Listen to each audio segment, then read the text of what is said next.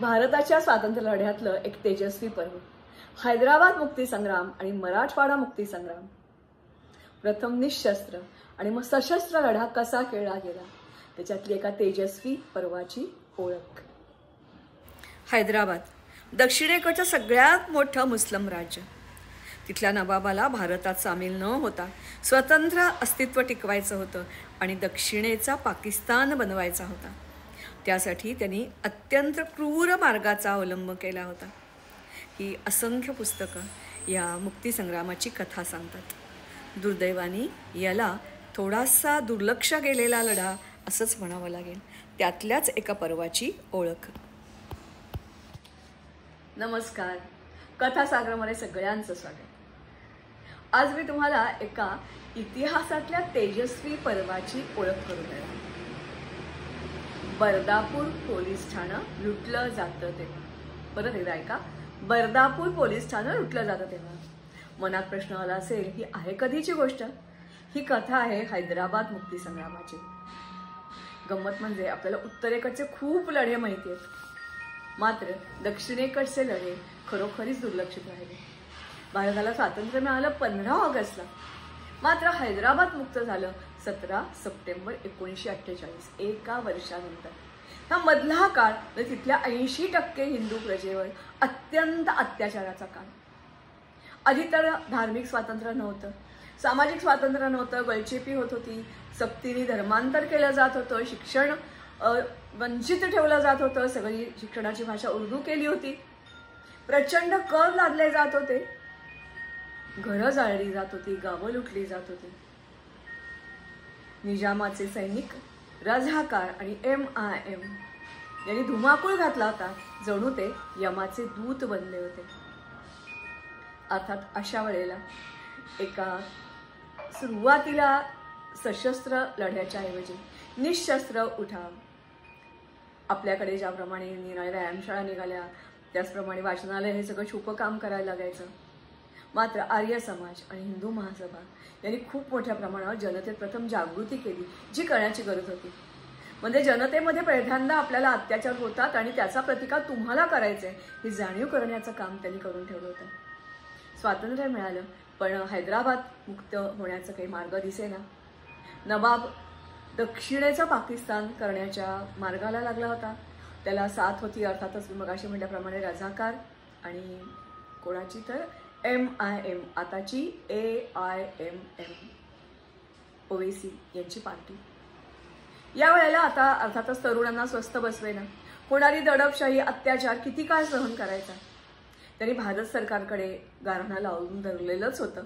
त्याचबरोबर भारताच्या अनेक भागातून, अगदी जम्मू काश्मीर, पंजाब, अनेक भागातून सत्याग्रही तिथे जमत होते आणि शेवटी असं ठरलं की सशस्त्र उठावाला पर्याय नाही. तिथल्या जनतेतही आजकाल थोडीफार जागृती व्हायला लागली होती. काहींनी छोटे मोठे असे कारनामे केले सुद्धा. टेलिफोनच्या तारा उखडल्या, रेल्वेचे रूळ उखडले, हैदराबादच्या इथे रेडिओ लावले जायचे काहीतरी चुकीच्या बातम्या प्रचारित करण्यासाठी, ते काढून टाकले. मात्र एवढ्याने काम भागण्यासारखं नव्हतं. स्वातंत्र्य भारताला मिळाल्यानंतर आता तर सशस्त्र सैनिकांचा जोर अधिकच वाढला. भारताच्या अनेक भागातून पैशाचा ओघ सुरू झाला आणि मग हैदराबादच्या जवळ गोल जवळ वर्तुळामध्ये त्याच्याभोवती अनेक कॅम्प्स उभारले गेले. या कॅम्प्समध्ये अनेक भागातून स्वातंत्र्य सैनिक जमा व्हायला लागले. या स्वातंत्र्य सैनिकांना बंदुकी कशा चालवायच्या, स्फोटकं कशी बनवायची, उडवून कसं द्यायचं, अनेक प्रकारचं प्रशिक्षण सुरू झालं. आणि मग श्रीनिवास खोत आणि त्यांची टीम यांच्या जबाबदारी ही लिटमस टेस्ट होती बर्दापूरचं पोलीस ठाणं उडवून द्यायची. श्रीनिवास खोत यांनी स्वतःच पुस्तक लिहिलं आहे, ते तुम्ही जरूर वाचा, कारण त्यांच्या लिखाणामध्ये जो काय म्हणूया स्वतःचा अनुभव आहे ना, तो तुम्हाला खूप वेगळा अनुभव देईल. खोत आणि त्यांचे सहकारी निघाले. प्रथमतः भारताच्या हद्दीमध्ये ते होते आणि आता भारताच्या हद्दीमधून हैदराबादच्या हद्दीमध्ये शिरायचं होतं.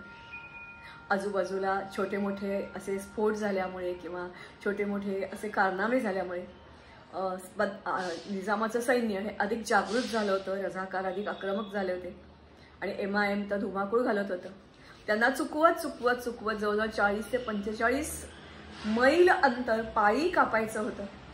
ते पोलीस ठाण्यापाशी पोहोचले. तोपर्यंत रात्रीचे 10:30 झालेले होते. त्यांनी आपल्याच माणसांच्या 2 टोळ्या केल्या. प्रत्येकाला काम समजावून सांगितलेलं होतं. त्याच्या अगोदर त्यांनी इथल्या पोलीस ठाण्याचा नकाशा प्राप्त केलेला होता. हा नकाशा घेऊन त्याप्रमाणे ते आत शिरले. एकाने अंदाधुंद गोळीबार सुरू केला. हेतू एवढाच होता की बाहेरून जर कोणी आलंच तर त्याला अडवायचं. आत पोलीस तिथे जे होते, जवळजवळ 50च्या वर तिथे पोलीस होते आणि त्या पोलीस बिछाना घालून झोपायच्या तयारीत होते. या गोळीबारामध्ये काही जखमी झाले, काही मृत झाले आणि बाकीचे पळत सुटले. प्रतिकार करायचे पळत सुटले. आता पोलीस ठाणं त्या स्वातंत्र्य सैनिकांच्या हातात आलं होतं. मग ते आत गेले. तिथे आत गेल्यानंतर त्यांना एक तिजोरी दिसली आणि ती तिजोरी स्फोटकाने त्यांनी उडवली. आत मिळाले केवळ 150 रुपये आणि एक मंगळसूत्र. दुसरी जी टीम होती ती आणखीन आत घुसली की ज्या ठिकाणी शस्त्रागार होतं आणि या शस्त्रागारामध्ये त्यांना बराच साठा, अम्युनिशन, बंदुका, पोलिसांचे ड्रेस, पट्टे, बरंच काही काही मिळालं. हा सगळा साठा त्यांनी ताब्यात घेतला. आणखीन आत गेले. त्यांना शेंगाची पोती तिथे भरले दिसते. शेकडो पोती तिथे होती. या पोत्यांचं करायचं काय? शक्यता अशी होती की या पोत्यांच्या मागे कोणी दडलं असणार. त्यांची शंका खरी ठरली. पोत्याला आग लावताच एक माणूस बाहेर आला आणि तो होता न्हावी. तो न्हावी असं सांगत होता, गयावया करत होता, प्राणांची भीक मागत होता.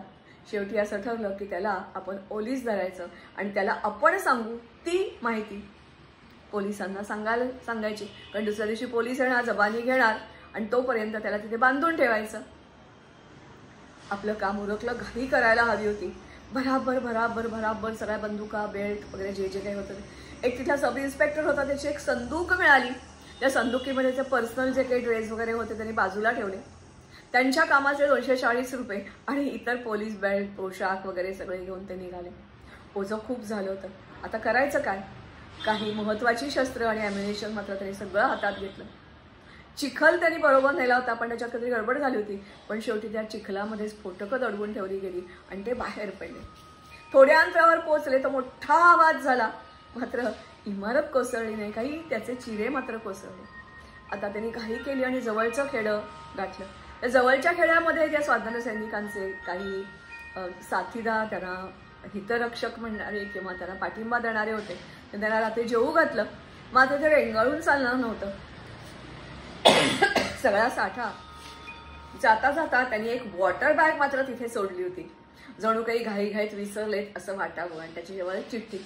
त्या चिठ्ठीत त्यांची नावं चुकीची, जाण्याचा मार्ग चुकीचा, येण्याचा मार्ग चुकीचा, असं सगळं काही काही लिहून ठेवलं होतं. नकाशा काढला होता की या मार्गाने आलो आणि या मार्गाने जाणार आहोत. दुसऱ्या दिवशी त्यांच्या याच्याप्रमाणे पोलीस आले. त्यांनी तो नकाशा बघितला. त्यांच्या मागावर लागले. बरोबर उलट्या दिशेने पोलीस जात राहिले आणि तोवर हे सारे स्वातंत्र्य सैनिक. काहींनी बैलगाडी गेली, निरनिराळ्या वाटाने, कोणी पायी चालत आलं. उठून तरी लवकरात लवकर त्यांना भारतीय हद्द गाठायची होती. जवळचं रेल्वे स्टेशन पकडलं. रेल्वे स्टेशन त्या ठिकाणी शेतकऱ्याचा वेश धारण केला आणि भारतीय हद्दीत येऊन सुखरूप पोचले. उलट्या दिशेने गेलेले जे काही हैदराबादी सैनिक होते, पोलीस होते, ते त्यांचा शोध घेत राहिले. शोध काही मिळाला नाही. मात्र त्यांना शंका आली की हे जे खोत आहेत हे याचा मास्टर माइंड आहे. खोत ज्या खेड्यातले त्या खेड्यामध्ये हैदराबादी पोलीस जाऊन पोचले. त्यांचं घर जाळलं गेलं. घरात त्यांचे चुलत कोणी माणसं, नातेवाईक होती, त्यांना मारलं गेलं. त्यांची सगळी संपत्ती जप्त केली गेली. आणि अर्थातच हा सगळा खेळ असंख्य खेड्यात सुरू होता. मात्र लवकरच म्हणजे वर्षभरातच या हैदराबादच्या लोकांचं नशीब फळफळलं. सरदार वल्लभभाई पटेल यांना हैदराबादच्या नवाबांनी पाकिस्तानशी बांधलेलं संधान ही सगळी माहिती कळाली. त्यांनी पंडित नेहरूंचा विरोध होता तो डावलला आणि पोलीस कारवाई, ही पोलीस कारवाई म्हटली तरी ही पोलीस कारवाई नव्हती, आर्मी आणि अर्थातच एअरफोर्स यांचा वापर केला गेला होता.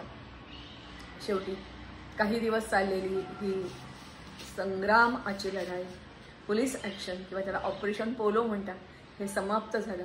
हैदराबादचा नवाब हा शरण आला भारताला आणि अर्थातच हा मुक्तीसंग्राम त्याला स्वल्पविराम मिळाला असं आपण म्हणूया.